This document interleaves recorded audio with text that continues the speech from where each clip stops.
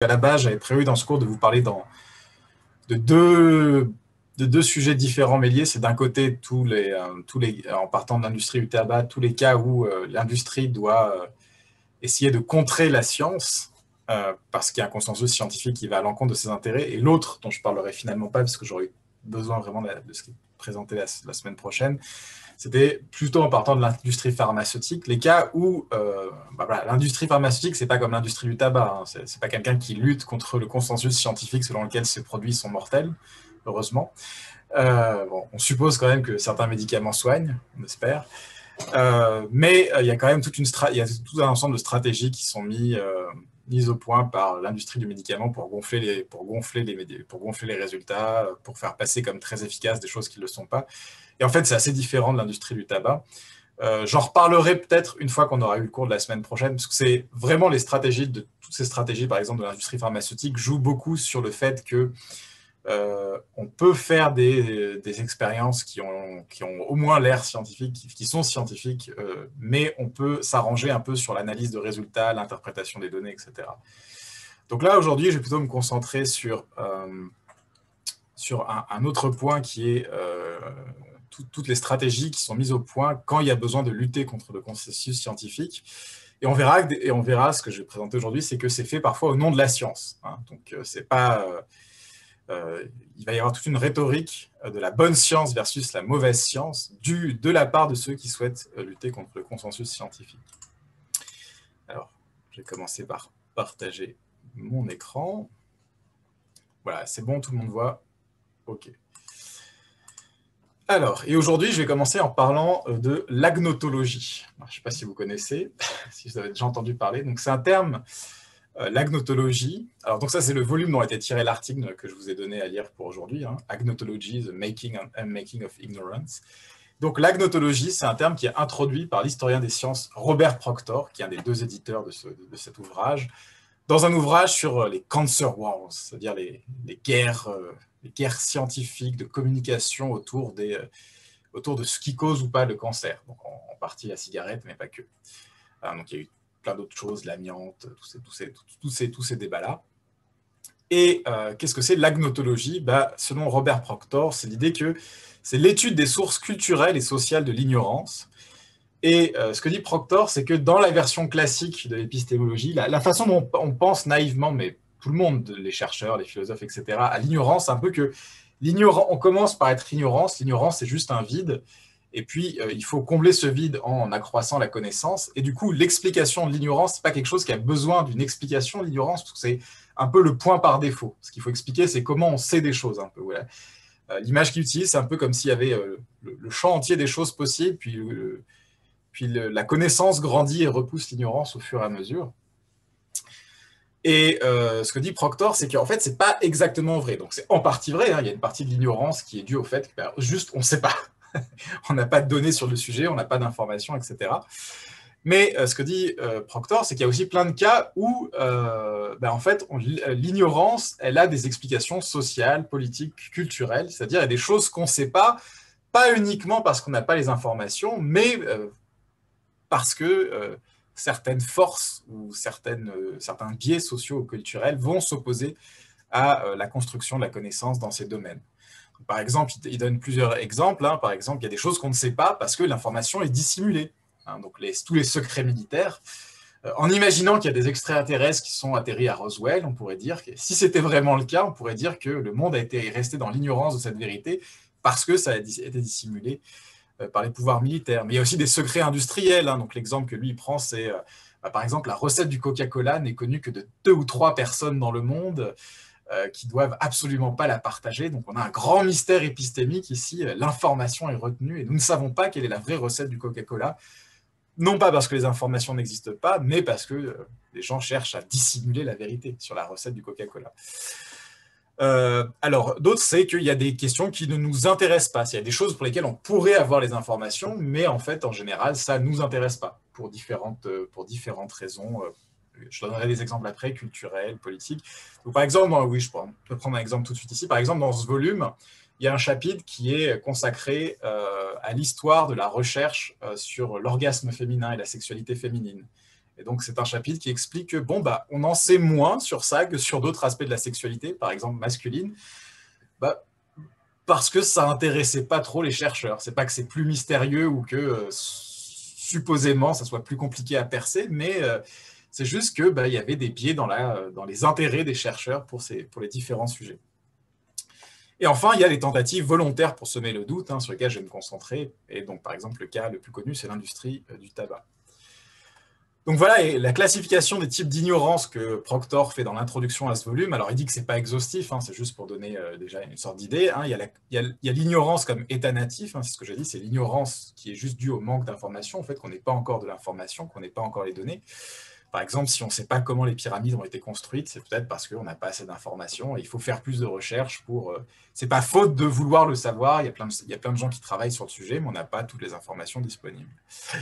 Il y a ce qu'il appelle l'ignorance qui est due à l'ignorance comme domaine perdu ou lost realm en anglais. C'est l'idée qu'il y avait des données, mais elles n'ont pas été transmises ni communiquées, soit parce qu'on ne voulait pas, soit parce que ça ne nous intéressait pas. Et alors là, l'exemple que lui prend, il prend l'exemple des transferts de connaissances qu'il y a eu entre les colonies et les métropoles pendant la colonisation au XVIIIe, au XIXe siècle, et il dit... Bah voilà, par exemple, si on prend la colonisation africaine, il y a de l'information qui est remontée. Par exemple, très vite, on a su que la quinine permettait de protéger du paludisme parce que les personnes qui vivaient sur place l'utilisaient. Et donc, on a pu extraire cette information des pratiques qui existaient déjà. Et cette information, elle a été élaborée, elle a été transmise. Mais par exemple, ce qu'il dit, c'est que les personnes qui vivaient en Afrique à cette époque avaient aussi d'autres connaissances sur des plantes. Par exemple, ils connaissaient certaines plantes qui permettaient la contraception. Et ça, cette information, par exemple, n'est pas du tout remontée parce que ça n'intéressait pas spécialement les colonisateurs ni les pouvoirs en place, puisqu'on était dans une politique d'expansion et de natalisme. Alors, bon, bah voilà, la contraception, ça n'était pas un sujet intéressant. Donc là, ce n'est pas vraiment une tentative délibérée de cacher la vérité, c'est juste que ça ne faisait pas partie de l'information la plus primordiale ou la plus intéressante à faire remonter jusqu'aux scientifiques et jusqu'à la métropole. Et enfin, il y a l'ignorance qui est due au stratagème. Donc, c'est toutes les tentatives délibérées de cacher la vérité et de semer le doute.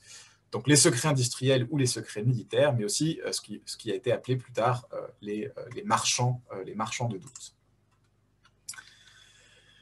Et donc, l'exemple le plus connu des marchands de doute, donc c'est l'histoire de l'industrie du tabac dans laquelle je vais parler, et la façon dont ceux-ci ont instrumentalisé le doute. Alors, un livre sur lequel je vais pas mal m'appuyer, c'est celui-ci, justement, Les marchands de doute, qui est d'un sociologue et d'un historien des sciences, je crois, qui est un très bon livre. Donc, il existe en français, ça se lit assez bien. Et en fait, donc là, ça touche pas juste l'industrie du tabac. Ça commence avec l'industrie du tabac parce que c'est le premier exemple historique. Puis après, il y a tout le climat, les pluies acides, le trou dans la couche d'ozone, les pesticides, enfin non, je ne sais plus quel truc, oui, je crois que c'était un pesticide, un de ces produits qui a été, ce truc a donné naissance au film Erin Brockovich, je ne sais pas si vous avez déjà entendu parler de cette femme qui s'est battue contre l'industrie qui déversait des produits, ça causait des malformations, etc. Donc c'est tiré d'un cas réel qui est relaté dans ce livre. Et donc dans cette troisième catégorie, l'ignorance comme stratagème, le cas le plus connu, c'est l'industrie du tabac, et surtout c'est le problème qui a été suscité. On a découvert que le tabac causait le cancer. Et donc, il y a deux périodes dans cette histoire. À partir des années 50, on commence à se douter que le tabac cause le cancer chez les gens qui fument. Et donc, c'est la première crise que rencontre l'industrie du tabac. Mais beaucoup plus dur encore, à partir des années 80, on découvre le tabagisme passif, l'idée que la fumée du tabac cause le cancer chez les proches, chez ceux qui respirent la fumée de ceux qui fument. Et alors ça, c'est un coup qui est beaucoup plus dur parce que à la limite, ça c'est un problème parce que il y a sûrement moins de gens qui vont vouloir fumer si on leur dit qu'ils augmentent leurs chances de mourir. Mais on peut toujours jouer sur la rhétorique de oui, mais c'est leur choix, ils prennent leurs responsabilités en décidant de fumer. S'ils veulent du plaisir en échange de risquer leur vie, ils sont libres de le faire, etc. Mais là, ça devient plus difficile dans la mesure où la consommation de tabac met en danger la vie d'autrui, donc ça ouvre la porte à beaucoup plus de régulation de tout ce qui est tabac. Il y a deux crises et celle-là est encore pire que la première. Alors, ce qui est intéressant, c'est que déjà dans les deux cas, l'étude rétrospective des documents de l'industrie, puisqu'on a eu accès à beaucoup de documents de l'industrie, privés de l'industrie, parce qu'il y a eu des procès pour dissimulation d'informations contre différentes industries, différents acteurs de l'industrie du tabac. Et on sait qu'en fait, dans les deux cas, l'industrie était tout à fait au courant. Ils n'ont pas découvert le truc quand les scientifiques ont déclaré ça sur la place publique, c'est-à-dire qu'ils ont leur propre équipe de recherche interne, ils ont leur propre recherche scientifique interne, et ils étaient tout à fait au courant. Ils étaient au courant, et ce n'est pas quelque chose qui leur est tombé dessus. Mais bon, déjà, ils ont évité de diffuser l'information. Et ensuite, quand d'autres personnes sont tombées sur l'information, on va voir qu'ils ont tout fait pour lutter contre sa propagation. Donc la stratégie que va suivre l'industrie du tabac, elle est résumée par une formule célèbre, le « doubt is our product », le doute est notre produit. Et pourquoi cette formule est célèbre? Parce que c'est une formule dans l'industrie du tabac elle-même. C'est-à-dire que dans les papiers qui ont été traités suite aux différents procès, on a trouvé un mémo interne dans lequel c'est un type a écrit très honnêtement « le doute est notre produit ». La meilleure façon d'entrer en compétition avec le body of fact, c'est-à-dire l'ensemble des données qui sont produites par la communauté scientifique, c'est d'établir le doute. Donc vraiment, on va essayer de créer, de manufacturer le doute, pour reprendre d'autres expressions qui sont aussi utilisées dans des documents comme ça. Il faut à tout prix maintenir le doute.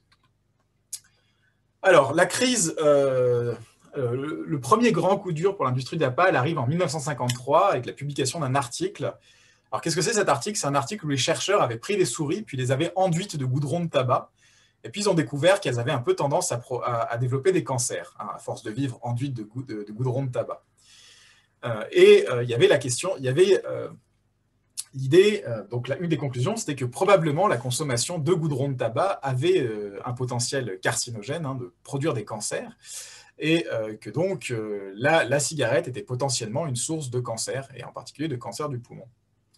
Alors, ce qui est intéressant, c'est qu'en fait, en 1953, quand ça s'est publié, ça arrive vraiment comme une grande découverte, comme quelque chose qui va lancer un débat. Mais ce que les historiens ont retrouvé, c'est qu'en fait, les médecins allemands de l'entre-deux-guerres avaient déjà montré un lien entre consommation de tabac et cancer du poumon, et que ça avait poussé le régime nazi à lutter activement contre le tabagisme.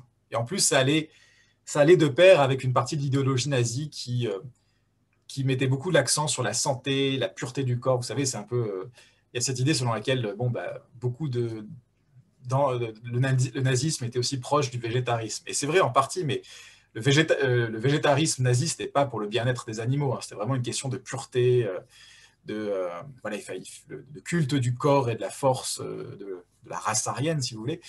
Et donc, les historiens ont découvert qu'effectivement, c'était déjà connu des scientifiques, des médecins des médecins allemands pendant le nazisme, mais qu'effectivement, c'était une connaissance qui avait disparu parce que, effectivement, la production des médecins nazis n'était pas vraiment quelque chose dans lequel les gens voulaient mettre leur nez ou voulaient garder dans le corpus scientifique.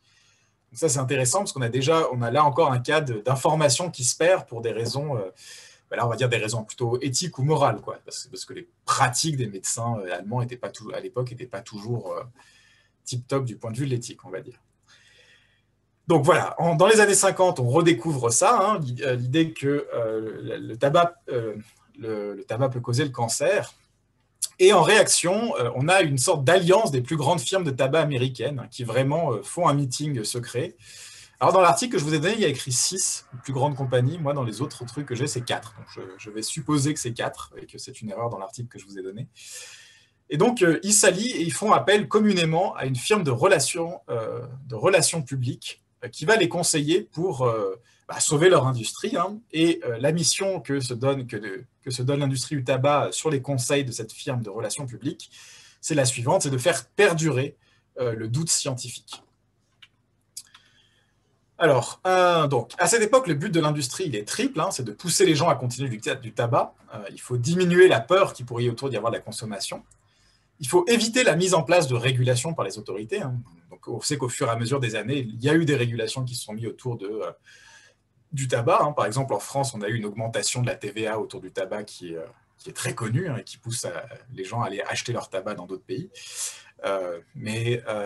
Et ça, c'était exactement ce qu'on voulait éviter à l'époque. Parce que si par exemple, on augmente la TVA autour du tabac, le tabac coûte plus cher, et puis forcément, les gens vont moins pouvoir en acheter.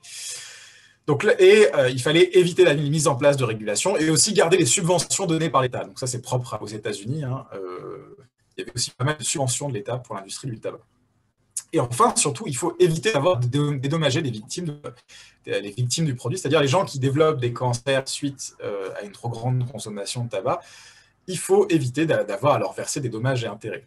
Et là, par exemple, il y a une page du livre Les Marchands de doute qui dit, voilà, en 1979, donc on est déjà 26 ans après le papier original, c'était encore vrai que l'industrie du tabac n'avait jamais eu à verser de dommages et intérêts à une personne qui avait développé un cancer du poumon suite à la consommation de tabac. Donc la stratégie était efficace. Donc dans les années 80, ça va changer, mais au moins jusque-là, ils avaient réussi, dans tous les procès qui leur avaient été intentés, à échapper au fait de devoir verser des dommages et intérêts. Et on va voir par quelle stratégie ils y sont parvenus. Alors, dans le papier que je vous ai donné, il distingue un peu 4 étapes. Donc, comme il le dit lui-même, c'est des choses qui overlappent un petit peu. Hein, donc, ce n'est pas une périodisation hyper stricte, mais ça détaille des types de stratégies différentes qui ont pu être utilisées par l'industrie du tabac. Et la première, c'est ce qu'il appelle Fighting Science with Science, c'est-à-dire combattre la science avec la science. Et ça, c'est intéressant parce que souvent, on a l'impression, on a un peu cette idée que du coup, ce qu'a dû faire l'industrie du tabac, c'est corrompre des scientifiques pour qu'ils produisent des études qui disent que le tabac n'a pas d'effet nocif sur la santé. Hein, ça paraîtrait la solution la plus simple. En fait, c'est pas vraiment ça qu'ils font, parce que ça, c'est un peu grossier, c'est un peu voyant, c'est plus subtil que ça, on va voir. En fait, c'est assez rare les cas de corruption directe de scientifiques dans lesquels on va leur dire dis ça alors que les résultats disent le contraire. C'est pas la chose la plus facile à faire. Et puis bon, c'est quand même si ça se découvre potentiellement, c'est mauvais pour l'industrie et pour le scientifique. Donc il y a des façons plus subtiles de combattre la science avec la science. Donc déjà, ce que fait l'industrie du tabac, c'est qu'elle fonde le comité de l'industrie du tabac pour la recherche. C'est-à-dire, voilà, ils disent, voilà, on va investir largement dans la recherche sur le tabac pour voir si vraiment c'est le cas que le tabac cause le cancer. Donc nous, on prend nos responsabilités, on a vu qu'il y avait on nous a dit, il y a peut-être un problème, et nous, voilà, on ne ferme pas les yeux, on y va, on met de l'argent pour le bien de la santé publique. Donc déjà, ça, rien que pour le côté relations publiques, déjà, voilà, nous, on est vraiment inquiet de cette question, on ne prend pas ça à la légère. Et donc, ils forment le comité de l'industrie du tabac pour la recherche. Et qu'est-ce que fait ce comité de l'industrie du tabac pour la recherche? Déjà, il se donne une mission d'information, bien sûr, et il fournit régulièrement de la documentation aux médecins, aux médias et aux hommes politiques, où il fait le point un point impartial sur la recherche, l'état actuel de la recherche sur le lien entre tabac et cancer, vous voyez. Donc voilà, c'est de fournir de l'information. Bien sûr, l'information est présentée d'une manière qui arrange les intérêts de l'industrie. Mais il va financer de la recherche scientifique. Et qu'est-ce qu'il finance comme recherche scientifique? Pas des recherches directement sur le lien entre la cigarette et le tabac, mais ils vont massivement financer des recherches, des vraies recherches, des recherches sérieuses, sur les différentes sources et facteurs qui interviennent dans la formation de cancer. Par exemple, sur l'influence de certains facteurs génétiques sur le développement des cancers, sur le manque de sport et le cancer, sur la pollution de l'air et le cancer, voilà, tout ce que vous voulez. Et donc, l'idée, c'est de multiplier les recherches sur les différentes sources de cancer pour ensuite pouvoir dire, vous voyez, le cancer, c'est compliqué, c'est multifactoriel, ça a plein de sources potentielles différentes. Et du coup, c'est toujours très dur de dire si c'est le tabac ou pas autre chose. Il y a plein de facteurs, c'est compliqué, si vous voulez. Un deuxième avantage de cette stratégie, c'est que comme ils fournissent des scientifiques qui travaillent sur ces recherches, après, dans les procès qui pourront leur être intentés, ils pourront faire témoigner ces scientifiques et les font témoigner non pas pour dire que le tabac est parfaitement bon pour la santé, mais pour dire « Ah oui, moi, dans mes recherches, effectivement, j'ai trouvé qu'il y avait tel facteur A ou B qui pouvait causer le cancer. » Et donc, en présentant ce genre de témoins, vous pouvez augmenter l'impression qu'effectivement, le cancer, c'est une question très, très compliquée, qu'il y a beaucoup de facteurs impliqués, et que donc, ce serait déjà un peu une sorte d'hubris de dire « Voilà, on sait que c'est le tabac qui produit le cancer. » Alors, une stratégie parallèle qui se développe en parallèle, mais qui va durer plus longtemps, hein, c'est pour ça qu'il le met dans la phase 2 dans le papier, c'est vraiment jouer sur un terrain un peu épistémologique, en fait. C'est de dire, voilà, en fait, il faut être modeste, il Soyons scientifiques, soyons modestes, gardons l'esprit scientifique, rationnel, cartésien, tout ce que vous voulez. Il faut bien comprendre que nos connaissances sont limitées. Donc là, il y a deux étapes dans la stratégie. Déjà, c'est de pointer du doigt tout ce qu'on ne sait pas. Parce qu'effectivement, peut-être que les scientifiques savent des choses, mais il y a plein de choses qu'on ne sait pas.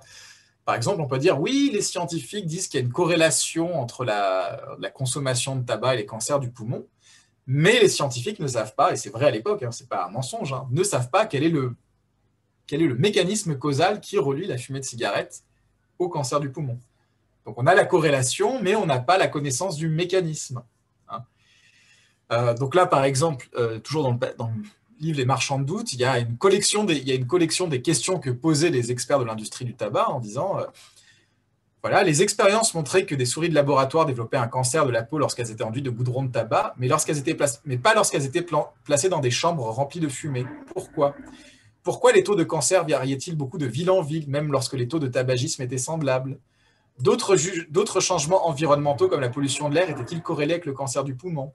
Pourquoi l'accroissement récent du cancer du poumon était-il plus grand chez les hommes alors que l'augmentation du tabagisme était plus importante chez les femmes ? Voilà, etc., etc. Voilà. Vous voyez, on peut poser plein de questions en disant « Ah oui, mais on ne sait pas ça. » Puis là, il y a tel facteur qui a l'air de jouer un rôle et on ne connaît pas son rôle. Donc la première partie de la stratégie, c'est vraiment de souligner, ce qui est vrai, qu'on ne sait pas tout, qu'il y a des zones d'ombre. Et la deuxième partie de la stratégie, qui elle est plus épistémologique, c'est d'insister sur le fait que les preuves scientifiques ne sont jamais absolues ni définitives. Donc les théories scientifiques sont provisoires et peuvent être éventuellement modifiées sur la base de nouvelles preuves. Surtout dans le cadre d'énoncés causaux, c'est toujours très dur d'affirmer qu'on a pris en compte tous les facteurs possibles. On pourrait dire peut-être qu'on n'a pas pris en compte un facteur qui expliquerait la relation causale, plus que le tabac.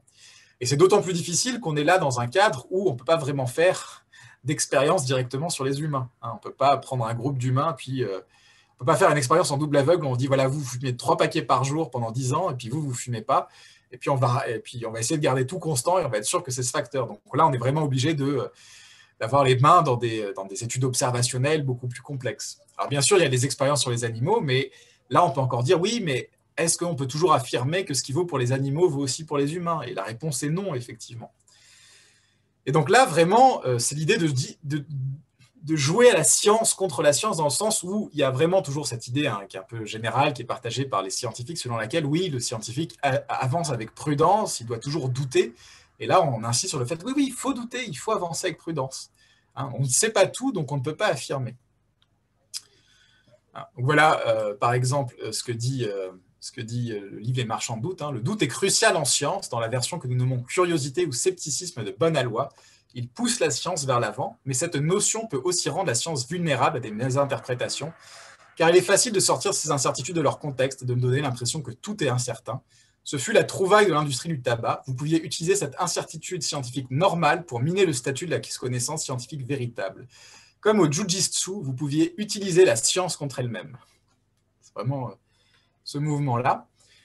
Et ce qui est intéressant, c'est que c'est une stratégie que Quine discute. Donc, les épistémologistes en ont discuté. Et alors, voilà comment Quine décrit la stratégie de l'industrie du tabac. Elle consiste à jouer sur le fait, qui est au centre de la philosophie de Quine, justement, sur lequel Quine a beaucoup insisté, qu'il est impossible de prouver de façon définitive qu'une théorie scientifique est vraie ou fausse. Techniquement, du point de vue logique, vous ne pouvez jamais prouver à 100% qu'une théorie est vraie. Vous avez juste des présomptions très fortes, mais il est impossible de prouver de façon définitive qu'une théorie est vraie ou fausse. Et ce que dit Quine, c'est l'industrie joue sur ce fait-là, qui est indiscutable, mais après, elle fixe des standards déraisonnables. Elle dit, mais justement, ce qu'il nous faut, c'est une preuve irréfutable ou une preuve très, très, très, très, très, très, très forte que le tabac cause le cancer du poumon. Et donc, il y a un peu, selon Quine, cette idée qu'on va jouer sur les deux tableaux. On va reconnaître que c'est impossible de prouver quoi que ce soit de façon définitive, tout en exigeant plus ou moins que les gens le fassent. Et puis, le deuxième mouvement, selon Quine, c'est de dire, le fait que la thèse A, par exemple, le tabac cause le cancer du poumon, n'est pas prouvé de façon indiscutable, ça constitue une raison de considérer que la thèse opposée est plausible. Et ça, en fait, c'est pas complètement évident. Vous pouvez dire, voilà, on a 99% de chances que la théorie A soit vraie, donc il n'y a qu'un seul % de chance que son opposé soit vrai. on pourrait dire que ce n'est pas hyper raisonnable de défendre mordicus la théorie opposée. Voilà ce qu'écrit Quine. Qu'elle soit bonne ou mauvaise, il est souvent impossible de prouver de façon définitive qu'une théorie est vraie ou fausse. Nous expliquerons bientôt pourquoi. Et malheureusement, la fausse science n'est pas la seule à avoir abusé sans vergogne de cette situation. Il y a encore quelques années, on trouvait dans la plupart des journaux de grande publicité dans laquelle les producteurs de cigarettes annonçaient fièrement que leurs scientifiques indépendants étaient sur le point de prouver qu'il n'y avait après tout aucun lien de cause à effet entre le fait de fumer des cigarettes et celui d'être atteint d'un cancer du poumon. Les preuves accumulées en faveur de ce lien étaient en fait accablantes et l'honnêteté aurait voulu qu'on le mentionne. Mais profitant du fait que ce lien de cause à effet n'avait pas été prouvé avec une certitude absolue, ces publicitaires avaient monté en épingle ce résidu de doute, déjà peu raisonnable, pour en faire un soutien inconditionnel à la thèse opposée. Voilà. Ça, c'est la stratégie vue par Quine. C'est-à-dire que c'est jouer sur le fait qu'effectivement, on ne peut jamais rien prouver de façon définitive, même si on peut avoir des raisons énormes de préférer une thèse à l'autre. Donc, les stratégies de l'industrie du tabac, elles soulèvent une question intéressante, c'est qu'elles instrumentalisent la notion de doute telle qu'elle est comprise. Donc, il y a cette idée que le doute est lié à la méthode scientifique, que le doute fait partie de la méthode scientifique. Mais du coup, ça pose la question de savoir qu'est-ce que ça veut dire que le doute est au cœur de la méthode scientifique. Qu'est-ce que c'est le doute scientifique? Comment on peut le définir de façon à pas faire le jeu en fait, de ce genre de stratégie? Donc, par exemple, l'idée, c'est que si on prend un point de vue un peu cartésien de dire que le doute scientifique, c'est cette attitude qui consiste à n'accepter que ce qui peut être accepté au-delà de tout doute. C'est un peu le doute comme gatekeeper, vous savez. C'est l'idée qu'on va ne laisser entrer dans notre esprit que les théories qui sont prouvées au-delà de tout doute. Eh ben, cette conception-là, elle est une proie facile en fait pour ce genre de stratégie. Si c'est cette version-là qu'on a du doute scientifique, c'est assez dur en fait de résister à ce genre de stratégie. Parce qu'effectivement, c'est vrai que techniquement, on ne peut pas exclure qu'on a oublié un facteur, qu'on n'a pas pris en compte quelque chose, une explication alternative. Alors, il faut une solution alternative, donc je ne vais pas vous donner quelle est la solution parce que je ne l'ai pas, mais pour reprendre un des cours, ce qu'on avait vu dans un des cours au début du semestre, vous vous rappelez, il y avait l'idée que Popper disait que qu'est-ce que c'est l'esprit critique versus l'esprit dogmatique?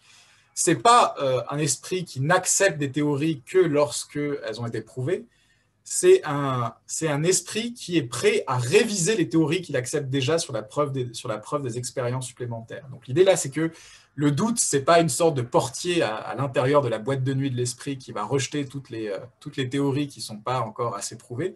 C'est plutôt une sorte de disposition à réviser les théories. On a toujours une théorie un peu provisoire et on est prêt à réviser cette théorie si on a des bonnes raisons de le réviser. Donc là, si on entend le doute scientifique plus sur ce modèle-là, c'est peut-être possible de résister à ce genre de stratégie. Mais justement, ce qui est intéressant, c'est que la stratégie de l'industrie du tabac, elle marche parce que probablement, quand la plupart d'entre nous avons cette idée que le doute est lié à la méthode scientifique, quand dans l'imaginaire populaire, il y a l'idée que le scientifique, c'est celui qui n'est pas dogmatique, c'est celui qui doute, c'est peut-être une conception du doute qui est plus proche du doute cartésien qui est utilisé, ce qui rend en fait la rhétorique de l'industrie du tabac plus puissante, parce qu'elle peut s'appuyer en fait sur cette conception du doute-là. Voilà, est-ce qu'il y a des questions là-dessus? Tout ça? Bon, je continue. Alors maintenant, on va passer à l'étape 3, qui est attaquer la science elle-même. Et là, c'est là qu'on va parler de mauvaise science, mais pas forcément comme vous pouvez le penser. Donc, là, c'est quelque chose qui arrive dans les années 80, avec en 1980, la publication d'une étude selon laquelle les femmes dont les maris fument ont plus tendance à mourir d'un cancer du poumon. Ce qui est un peu étrange. Et donc, c'est le début du débat sur le tabagisme passif. Est-ce que, effectivement, le simple fait de respirer la fumée de la cigarette qui est fumée par quelqu'un d'autre peut causer des cancers du poumon? Et bon, là, les stratégies utilisées au début vont être les mêmes que précédemment. On va financer des recherches scientifiques sur les différents facteurs qui pourraient expliquer que les femmes, que les proches des personnes qui fument attrapent plus le cancer du poumon. Peut-être que c'est des gens qui font moins de sport, des gens qui font moins attention à leur santé. Peut-être que, voilà, vous voyez, tout un tas de trucs comme ça. Après tout, si vous êtes marié à quelqu'un qui fume, alors qu'à cette époque, on sait bien que fumer tue, peut-être qu'on peut penser que c'est des couples de gens qui ne font pas assez attention à leur santé. Voilà, vous pouvez trouver des explications alternatives comme ça. Mais au bout d'une dizaine d'années, bon, c'est assez clair que le consensus scientifique se dirige vers l'idée qu'il y a des données écrasantes en faveur de l'idée selon laquelle le tabagisme passif cause le cancer du poumon chez les proches des gens qui fument. Et donc, un organisme gouvernemental aux États-Unis, l'Environmental Protection Agency, rend un rapport sur le tabagisme passif qui va vraiment un peu sonner le glas, va dire voilà, c'est fini, on sait tout. On a compilé les données scientifiques sur le sujet, puis c'est vraiment clair, il n'y a vraiment pas de doute. La science, le consensus scientifique montre que le tabagisme passif entraîne le cancer du poumon. Et là, l'industrie du tabac va adopter une stratégie un peu différente de celle qu'il y avait avant, dans le sens où, avant, quand elle utilisait la science contre la science, on va dire, elle jouait selon un peu les mêmes règles. Elle considérait que les autres scientifiques étaient aussi des scientifiques et que ces scientifiques à elle étaient en dialogue avec ces scientifiques et qu'ils faisaient partie d'une sorte de consensus commun, quoi. Vous voyez un peu, c'est l'idée qui jouait un peu sur les mêmes bases. Et c'était juste l'idée qu'il fallait prendre en compte toute la science, aussi bien les données des scientifiques qui n'étaient pas ceux de l'industrie que ceux de l'industrie, et que si on mettait tout ensemble, c'était compliqué, la science c'est compliqué. Tout le monde fait de la bonne science, mais si on met tout ensemble, on voit qu'il y a plein de facteurs à prendre en compte, tout ça est très compliqué. Et là, ça va être assez différent. L'idée, ça va être de dire non, les scientifiques qui parlent contre le tabac sont des mauvais scientifiques. Ils font de la junk science, c'est vraiment l'expression qui est utilisée à l'époque. Ils ne font pas de la science comme il faudrait le faire. Ce ne sont pas des scientifiques indépendants, ce sont des scientifiques idéologiquement biaisés. Ils instrumentalisent la science. Donc ça, c'est l'accusation que les spécialistes de l'industrie du tabac va porter contre les scientifiques qui parlent contre le tabac. Ce sont des gens qui dévoient la science, qui font de la mauvaise science. Par exemple, du coup, l'industrie du tabac va faire distribuer un manuel qu'elle va appeler Bad Science, a Resource Book, dans lequel elle explique ce que c'est la mauvaise science, à quel point ce que c'est la bonne science, et à quel point les détracteurs, enfin les gens qui défendent l'existence du tabagisme passif, font clairement de la mauvaise science. Alors pourquoi est-ce qu'ils font de la mauvaise science? Eh bien, l'idée qui va être utilisée par l'industrie du tabac, c'est que les gens qui travaillent pour l'EPA, ou qui sont en accord avec eux, en fait, ne regardent pas les faits, ne regardent pas les données, mais sont guidés par un agenda politique. Ce sont des gens qui veulent semer la terreur avec leurs données pour mettre la peur dans le cœur des gens, pour que les gens soutiennent la mise en place de régulations. Ce sont des gens qui veulent réguler la vie des individus pour mettre en place un gouvernement un peu plus coercitif. Alors, c'est pas comme d'habitude dans ce genre d'accusation, c'est pas toujours très clair quel est le but maléfique de ces scientifiques. Par exemple, il peut y avoir l'idée que ce sont des gens qui sont un peu paternalistes, donc ils veulent que les gens arrêtent, ils veulent mettre des régulations sur la cigarette pour que les gens arrêtent de fumer pour préserver la santé des gens, mais contre leur liberté. Vous savez, c'est la dictature sanitaire, c'est déjà le thème, c'est pas très nouveau. Donc voilà. Donc là, par exemple, le passage dans les marchands de doute, on a Mauvaise science, donc ce livre, ce manuel qui est distribué par l'industrie du tabac, était divisé en 6 chapitres, chacun commençant par une liste de petites phrases intitulées « Ce que disent les autres ». Page 1, un professeur d'économie affirmait « Les crises peuvent être exploitées par des groupes organisés pour justifier une action gouvernementale. Si une vraie crise n'est pas disponible, une crise artificielle fera aussi bien l'affaire. » Le professeur était Dwight Lee, le consultant rémunéré qui travaillait avec Fred Singer pour Philip Morris. Une autre citation affirmait qu'une régulation abusive revenait à 1 800 $ pour une famille de 4 personnes. Sur quoi cette affirmation était-elle basée? Personne ne le savait parce que Mauvaise Science ne comptait aucune source primaire ni aucune référence. Presque toutes les citations étaient des assertions présentées comme des faits. L'une d'elles encore disait « Les solutions coûteuses sont actées par la loi avant qu'elles ne soient scientifiquement fondées ». Une autre « Les scientifiques financés par l'argent public s'accommodent avec les faits pour des raisons politiques ». De nombreux zélotes environnementaux dans le gouvernement et en dehors ont montré qu'ils sont disposés à tordre la science au service de leurs objectifs politiques. Donc, est-ce que vous voyez en quoi c'est différent vraiment de la première phase? Là, on n'est pas en train de dire « Oui, il y a des données de tous les côtés, mais la science, c'est compliqué, on est encore en débat scientifique. » Là, c'est vraiment l'idée que ces gens-là dévoient la science au nom d'une idéologie. Nous, on est dans le camp des gens objectifs, neutres, qui font de la vraie science objective indépendante. Mais les gens qui sont financés par le gouvernement, ces chercheurs-là, ils sont en train de manipuler la science pour faire bouger un agenda politique. Donc là, l'accusation de mauvaise science, elle est utilisée du coup par l'industrie du tabac Et la distinction entre la mauvaise science et la bonne science, elle est vraiment utilisée comme ça. Alors j'ai d'autres exemples qui sont pas mal. Hein. Bad Science citait souvent des experts consultants payés par les industries des secteurs soumis à régulation. Il recourait parfois à une stratégie plus subtile, rappeler au lecteur que la science est faillible. Des reprises d'articles de médias respectés fournissaient des exemples bien documentés d'erreurs scientifiques et de fraude. La mafia scientifique du New Republic rappelait le cas de David Baltimore, un postdoc qui avait truqué des résultats expérimentaux. Et la communauté scientifique, au lieu de soutenir celui qui avait dénoncé la faute, avait serré les rangs pour protéger Baltimore. Donc là, je ne vais pas tout lire, mais l'idée, c'est que effectivement, il y a des problèmes de toute façon dans la marche de la science, même qui n'est pas publiée par l'industrie du tabac. Et donc, ce que fait l'industrie du tabac, c'est qu'elle va insister et essayer de rendre vraiment saillant au public et vraiment parler beaucoup de tous les cas où la science se conduit se conduit mal, où il y a des fraudes, où il y a du trafic de données. Et va essayer vraiment de mettre l'accent pour vraiment discréditer la science comme entreprise en général. Enfin, pas en général, parce que leur science est bonne, mais vous voyez, l'idée, c'est que la recherche publique, les scientifiques qui ne sont pas ceux de l'industrie, ce n'est pas juste qu'ils se trompent, comme pourrait le faire un scientifique en poursuivant une hypothèse, c'est qu'ils sont juste profondément malhonnêtes. La science est pourrie et corrompue.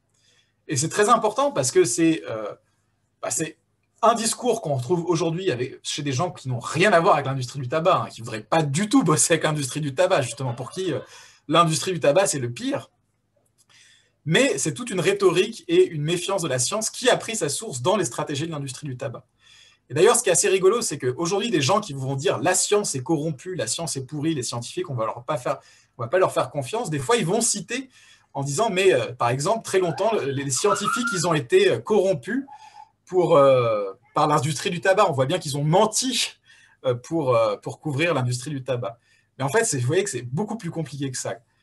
L'idée selon laquelle tous les scientifiques sont pourris, c'est justement une production en partie de l'industrie du tabac. Alors, une question qui est assez intéressante et qui est posée par exemple dans le livre des marchands de doute, c'est de se dire, mais pourquoi est-ce que des scientifiques se sont livrés à ce jeu? Pourquoi est-ce que des scientifiques se sont mis du côté de l'industrie du tabac pour attaquer la science en général? Alors, il y a une solution déjà toute simple, c'est qu'il y en a, ils recevaient quand même beaucoup d'argent. Voilà, on peut dire, c'est pas très compliqué. Hein.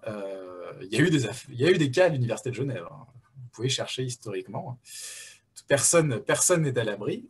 Mais ce qui est quelque chose de très intéressant qui est qui est documenté dans ce livre, Les Marchands de doute, c'est qu'il y en a qui font ça, ils en profitent pour se faire payer, mais ils font ça parce qu'ils se pensent vraiment investis d'une cause. Et donc, il y a toute une sorte de groupe qui va être investi dans la défense de l'industrie du tabac, qu'on va retrouver aussi dans le climato-scepticisme, qui vont aussi défendre que le trou dans la couche d'ozone n'existe pas, qui vont défendre que les pluies acides sont un mythe. Donc, ça va être vraiment les mêmes gars qui sont un peu partout, à chaque fois, à prendre la défense de l'industrie. Et ils ne le font pas juste pour le pognon, hein, quelque chose qui est bien documenté dans ce livre, c'est qu'ils le font pour des raisons politiques et idéologiques. C'est-à-dire qu'on est encore dans un cadre de guerre froide, et vraiment, à chaque fois que l'industrie est mise à mal, donc l'industrie du tabac, mais aussi, je sais pas, toute industrie qui pollue, qui rejette des choses, à chaque fois qu'il y a une découverte que quelque chose est mauvais pour la santé, la réponse gouvernementale, ça va être de mettre en place des régulations. Donc, au fur et à mesure que la science va montrer que ces choses sont dangereuses, on va mettre en place de plus en plus de régulations sur le marché. Donc, autrement dit, on va limiter le marché, on va diminuer les libertés. Hein, par exemple, dans le cas du tabagisme passif, on va dire aux gens, vous ne pouvez pas fumer à l'intérieur des restaurants. Il faut qu'il y ait des espaces fumeurs et des espaces non fumeurs. Donc, on limite la liberté des individus.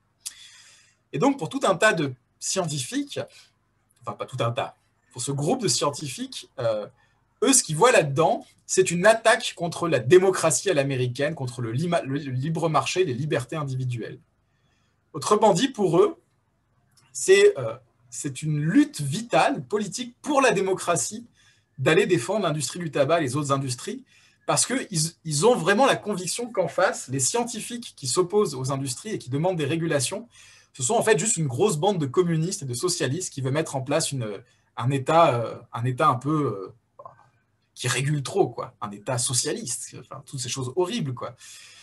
Et du coup, vraiment, dans cette phase où l'industrie du tabac va attaquer la mauvaise science, c'est vraiment le cœur, c'est vraiment une sorte de lutte idéologique.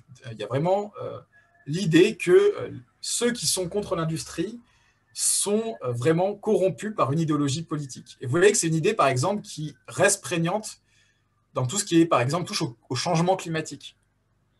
Il y a encore cette idée que les membres du GIEC ou ceux qui demandent un changement climatique, c'est juste des gens des écologistes un peu fanatiques qui veulent limiter l'industrie, qui veulent nous faire retourner à l'âge de pierre. Donc là, ça c'est un chapitre que je vous ai mis dans le dossier. C'est un autre chapitre du même livre, L'agnotologie, qui est par les deux auteurs du livre Les Marchands de doute, où ils expliquent un peu vraiment comment le contexte de la guerre froide a influencé en fait l'opposition au réchauffement climatique sur le même modèle que ce qui a été fait par l'industrie du tabac. L'idée vraiment que ceux qui défendent le réchauffement climatique sont des scientifiques corrompus, mais pas forcément par l'argent, mais vraiment par l'idéologie, par une envie de tout contrôler, par des idées antidémocratiques. Et là encore, c'est une histoire assez intéressante parce que ce qu'ils disent, c'est voilà, mais en fait, il y a quasiment un consentement sur l'idée de réchauffement climatique depuis les années 70, et même aujourd'hui, quand vous demandez aux gens, ils ont l'impression que s'il y a consensus, il est très récent, ou qu'il n'y a pas encore consensus, au moins aux États-Unis.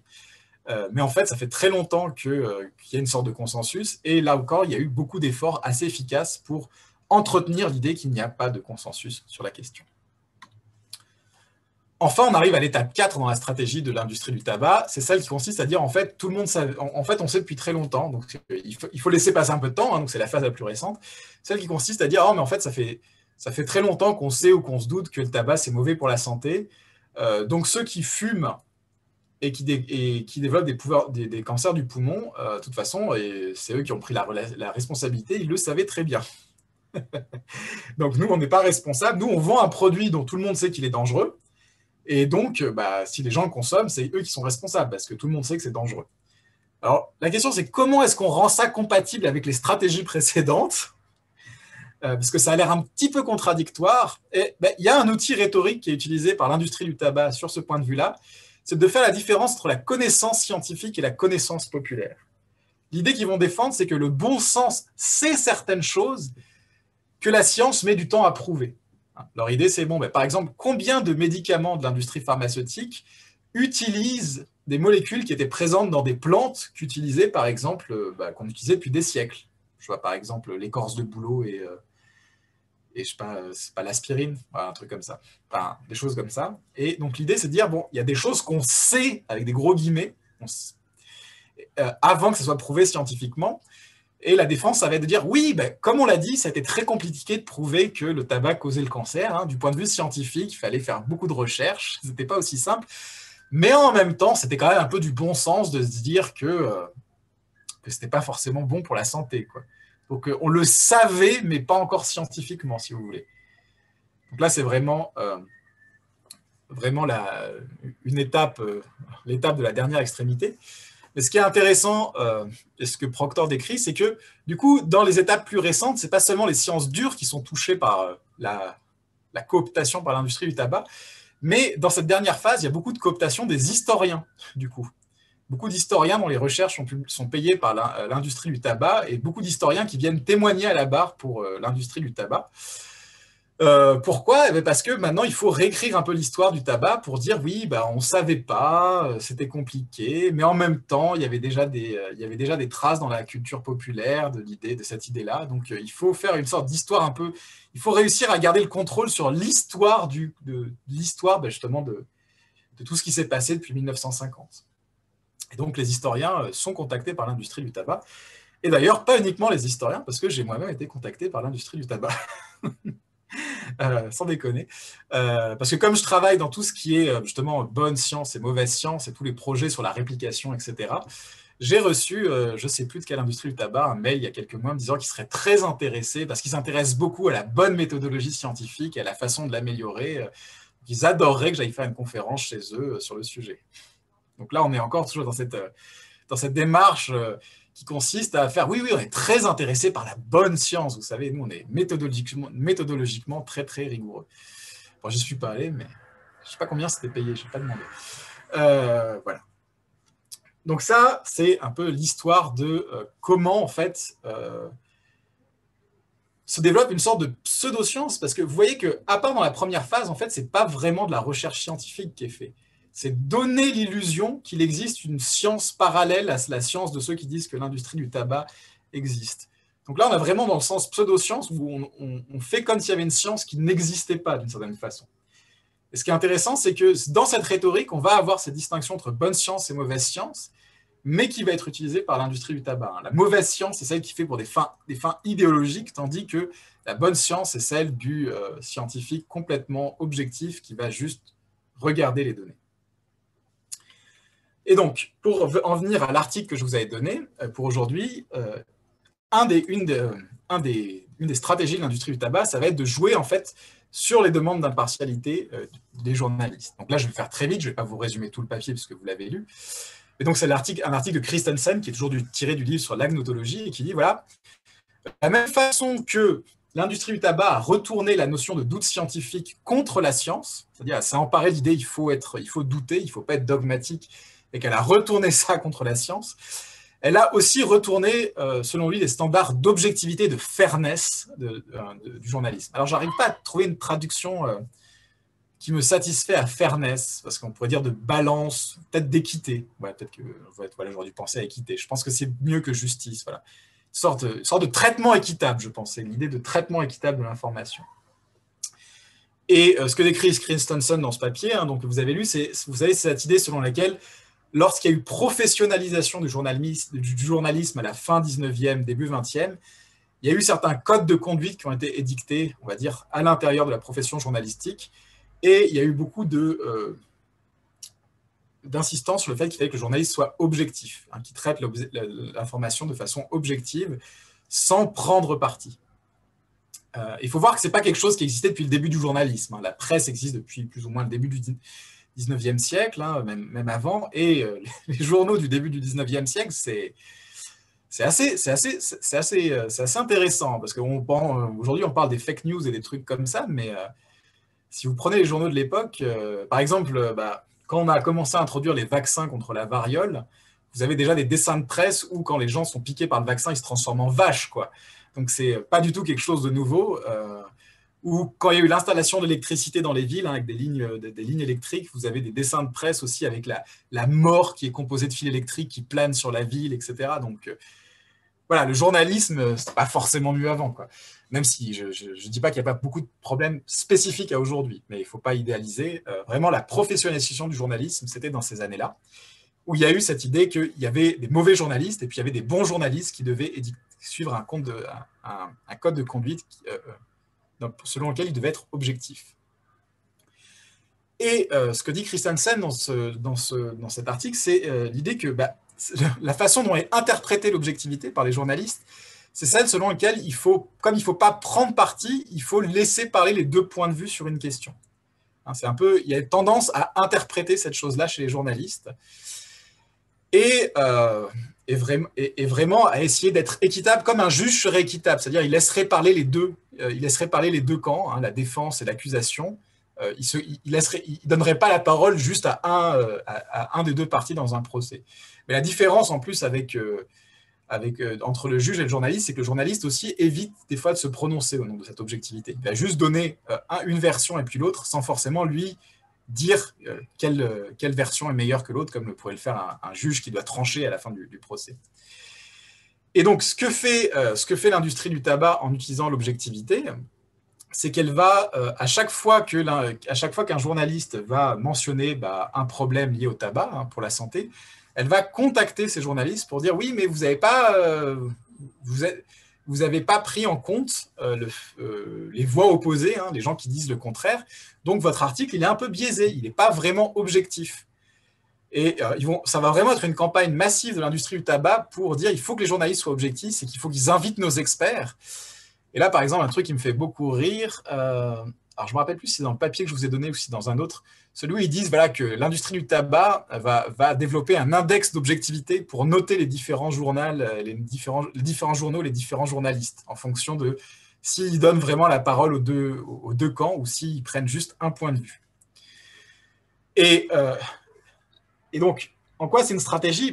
L'idée, c'est qu'au bout d'un moment, quand quand le point de vue de l'industrie du tabac est clairement minoritaire par rapport au consensus scientifique, il va y avoir une représentation de l'information scientifique dans la presse qui ne correspond pas à la réalité, dans le sens où le fait de toujours avoir les deux voix dans chaque article donne l'impression qu'il continue à y avoir un vrai débat scientifique. Et on a l'impression que les scientifiques sont partagés de façon un peu égale entre les deux camps, que les gens ne sont pas d'accord. Et donc, ça noie l'information qu'il y a quand même un consensus scientifique très fort en faveur de l'idée selon laquelle le tabac est mauvais pour la santé. Donc là, on a retourné l'idée d'objectivité contre le journalisme, mais c'est parce qu'en fait, c'est ce dont j'avais déjà parlé dans les premières séances, c'est que l'idée d'objectivité n'est jamais vraiment très claire. Quand on essaie de dire ce que c'est qu'être objectif, je dis ça avait un sens un peu dans ces épistémologies très classiques où vraiment le scientifique, c'est celui qui devait recevoir passivement l'information et mettre le moins possible de lui-même dans l'information. Et ben, on a un peu cette idée-là, c'est un peu cette interprétation-là qui est là ici, c'est que le journaliste doit vraiment être une sorte de... doit pas se prononcer lui-même, il doit être une sorte de reflet transparent du monde, tout en donnant tout en donnant la voix à d'autres personnes. Alors, une solution... Ah, j'ai pas la slide, je vais l'effacer par erreur. La solution que propose Christensen, c'est le journalisme d'investigation. Et pourquoi c'est sa solution? Parce qu'il dit, voilà, le journalisme d'investigation, c'est le type d'article journalistique où le journaliste dit quelque chose de lui-même, en fait. Voilà, c'est pas tant l'idée que le journaliste d'investigation, les gens cherchent, c'est mieux, tandis que les autres sont des paresseux qui font pas des recherches et laissent parler les gens. C'est vraiment l'idée que le journalisme d'investigation, c'est encore un style journalistique où le journaliste ose affirmer quelque chose de lui-même. Par exemple, s'il découvre un scandale, s'il découvre que telle personne a été payée par une industrie, ben voilà, le journaliste, il le dit à ce moment-là. Il ne va pas interroger les gens qui sont pour et contre. Donc, ce que dit Christensen, c'est voilà, une façon d'éviter ce piège de l'objectivité, c'est vraiment que le journaliste, en fait, se prononce lui-même. Et ça paraît un peu évident comme ça, mais c'est toujours pas forcément évident pour le journalisme. Par exemple, il y a 2 mois, j'avais été interrogé par une journaliste qui voulait que je parle d'un sujet. Et puis, elle me fait part d'abord de ses réflexions sur le sujet. Et puis, on voyait qu'elle avait vachement bien lu tout, qu'elle connaissait le sujet mieux que moi. Et puis, je lui dis, en gros, moi, je lui dis, mais en fait, moi, je vais à peu près dire la même chose que vous, puisque on a à peu près le même point de vue. Et puis, a priori, vous avez encore plus bossé le sujet que moi, enfin, de façon plus récente. Pourquoi est-ce que vous auriez besoin de m'interroger? Et la réponse de la journaliste était, parce qu'en fait, je ne peux pas écrire moi-même ce que je pense. Il faut que j'ai un point de vue, il faut que j'ai vraiment un point de vue, voilà, quelqu'un qui est agrégé comme spécialiste, si vous voulez, agréé comme spécialiste plutôt. Et moi-même, en tant que journaliste, c'est pas mon rôle vraiment de mettre moi-même mon opinion dans le papier. Mais pour le coup, ça n'aurait pas changé grand-chose, peut-être même ça aurait été mieux, quoi. Mais vous voyez qu'il y a vraiment cette idée que le journaliste, il ne doit pas mettre de lui-même un peu dans le papier, quoi. Et donc, l'idée de Christensen, c'est que c'est vraiment là-dessus que va jouer l'industrie du tabac en disant que comme le journaliste ne doit pas se prononcer, il doit faire la part égale aux opinions divergentes. Alors là, il y a